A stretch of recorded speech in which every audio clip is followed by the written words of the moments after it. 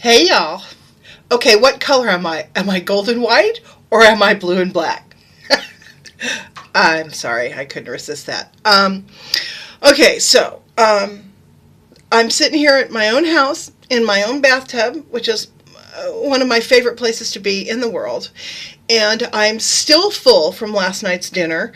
Went over to my friends Margie and Dave's house, and they made this incredible dinner: homemade biscuits, sausages, cooked carrots, kale salad, rice, some kind of awesome gravy, tomatoes and cilantro, and like a buttermilk garlic ranch dip thing with celery right out of their garden. All the vegetables were right out of their garden, incidentally, which makes it amazing. So anyhow, oh, and then brownies for dessert. I think I drank a Sapporo. No, I drank a Corona too. Oh, and my husband gave me a foot rub. So I spent about 2 hours asleep on their couch. It was wonderful. I haven't felt this relaxed in a long time. So we drove back over to our house, which is just over hill and dale from their place, and I had a great night. Slept wonderfully. I have no idea what time it is. I know it's late, and my son, God bless his heart, is babysitting my mom today, so I can have a nice leisurely bath and talk to you, which makes me so happy. So this was a video I promised to do for someone, telling the story of fresh coon. All right, which is a spoiler, but that's all right. Back when I was still working in publishing, I got to go to the big trade show they had twice a year. It was the National School Supply and Equipment Trade Show. I don't know how many vendors. It was big. It took over a whole convention center.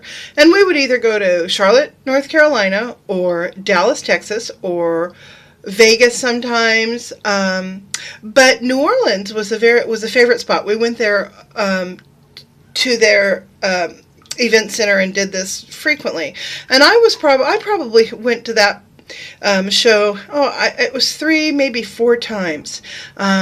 And I loved it because I always wanted to go to New Orleans, and it was everything I thought it was going to be and more. I just love it. It's, for those of you who haven't been, it is like equal parts crusty and beautiful, grimy and ethereal, cool and dorky all at the same time. It's just really a great place. And if you're into history, particularly architectural history, or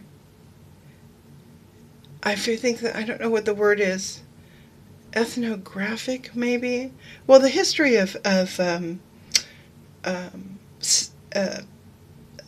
societies and how they grow and change and build. That's a very interesting place to go. And so anyway, I'm there with my brother one time, and we had and it was usually like a 3 or 4 day thing. Well, we had the opportunity to go to a friend's lake house, and the lake house was just over the line in Mississippi. I think it was Mississippi, just up top above drive straight up through Baton Rouge, and then you'd get into, I guess it was Mississippi. And it was probably about 20 miles over the state line. A beautiful little lake house. We had it to ourselves. It was really neat. As we were driving in, we had to get gas, and we spotted just this picture-perfect, ancient little store with board sidewalks and the screen door that all rusty metal, and when you open it, it slams back on you behind you, and it has like a rainbow bread, emblem on it, and there's those fans just going around and around really slow, and I think it might have been trimmed with like a tin ceiling that looked authentic, and an old guy behind the counter who was so authentic I couldn't understand most of what he said. Oh, we were in Bayou country by this time, incidentally. And so we were digging the local color. It was really neat. However, the drive from New Orleans to this place was beautiful. Lots of beautiful houses on either side of the I guess it would be an expressway there. Big, wide um, green belts on either side. Beautiful. Looked. It was just very serene and lovely. So, anyhow, we get up there, we spend the night, have a nice time. Then we're driving back, and I'm looking around at all this prettiness, and I tell my brother, I say, hey, Stu, I know we're in the deep South, but, man, you wouldn't be able to tell looking around here. I mean, I don't see any poverty or any of the, oh, not prejudices, but you know what I mean. Stereotypes, there you go. Any of the stereotypes that we've read in books and novels or seen on TV, none of that's here. And it was a fairly new experience for me to be outside of New Orleans and driving around in the countryside. So it was interesting. It didn't look the way I expected it to.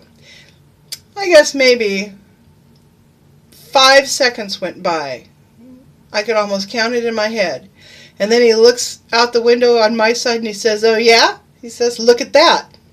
Well, we passed a group of people, looked like a family, in this rattle trap of a truck with stuff tied to the top, cages on the back of the truck, cages on the ground around the truck, a bunch of beat up lawn chairs, some umbrellas, and signs.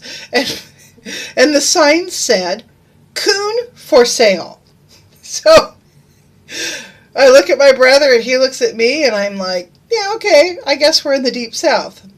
I kid you not.